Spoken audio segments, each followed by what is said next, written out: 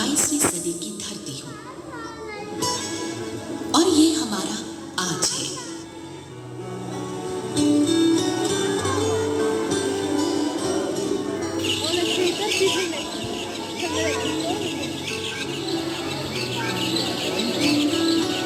इक्कीसवीं सदी जहाँ आप इस सुंदर दुनिया और हसीन प्रकृति के नजारे देख रहे हैं और इसके एहसास के साथ सुखी जीवन बिता रहे हैं।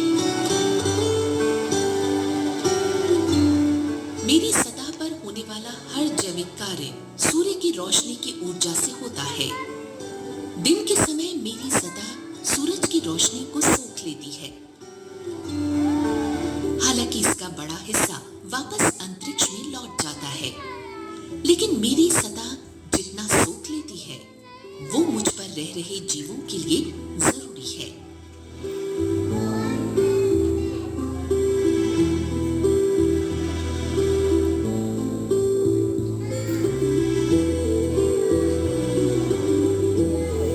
मेरे वायुमंडल में मौजूद water vapours, carbon dioxide, methane और nitrous oxide natural green house गैसें हैं जो एक कंबल की तरह काम करती हैं और सूरज से आ रही गर्मी का एक हिस्सा रोक लेती हैं। इन गैसों का वायुमंडल में ज्यादा होना भी नुकसानदेह है, क्योंकि इससे मेरे वायुमंडल का तापमान बढ़ जाता है।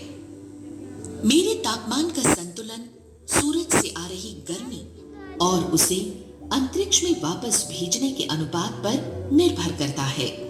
ग्रीन हाउस गैसें तापमान के संतुलन के लिए महत्वपूर्ण है। Water vapours, carbon dioxide, ozone, methane और nitrous oxide natural green house गैसें हैं जो मेरे तापमान को औसतन 15 डिग्री सेल्सियस पर रखते हैं। मेरी सतह पर हर जगह का तापमान अलग है। जहां दक्षिण के महादेश अंटार्कटिका में तापमान 0 से 60 डिग्री सेल्सियस नीचे चला जाता है, तो वहीं सहारा के रेगिस्तानों में ये 50 डिग्री सेल्सियस से ऊपर चला जाता है। लेकिन इन सब का औसत है तकरीबन 15 डिग्री सेल्सियस, जो जीवों, पौधों और मुझ पर रहने वाले हर जीव के जीवन के लिए बहुत अनुकूल है।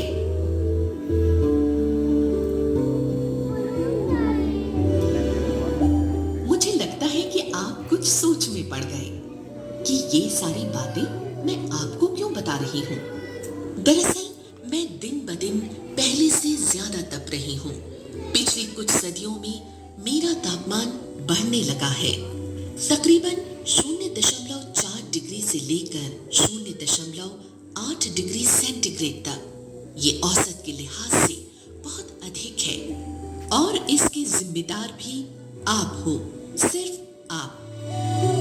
कोयला, पेट्रोलियम और ऐसे ही बाकी के फॉसिल फ्यूल कार्बन से भरपूर होते हैं। जब ये जलते हैं तो कार्बन डाइऑक्साइड में बदलकर हवा में आ जाते हैं। हवा में कार्बन डाइऑक्साइड की बढ़ती हुई मात्रा सूरज की गर्मी को वापस अंतरिक्ष में जाने से रोकती है। इससे मेरा औसत तापमान बढ़ रहा है। ये थोड़ा सा बदलाव भी मेरी प्रकृति को काफी बदल सकता है। जैसे तापमान में ये बदलाव पहाड़ों की बर्फ और ध्रुवों पर जमी बर्फीली परतों को पिघला देगा। ग्लेशियर पिघल जाएंगे और पीने लायक सारा पानी समुद्र में जाकर खारा हो जाएगा। इससे समुद्र का जल स्तर भी बढ़ेगा, जिससे ना जाने कितने तटीय क्षेत्र के गांव, जंगल और उनमें रहने वाले जीव जंतुओं की जान खतरे में पड़ सकती है।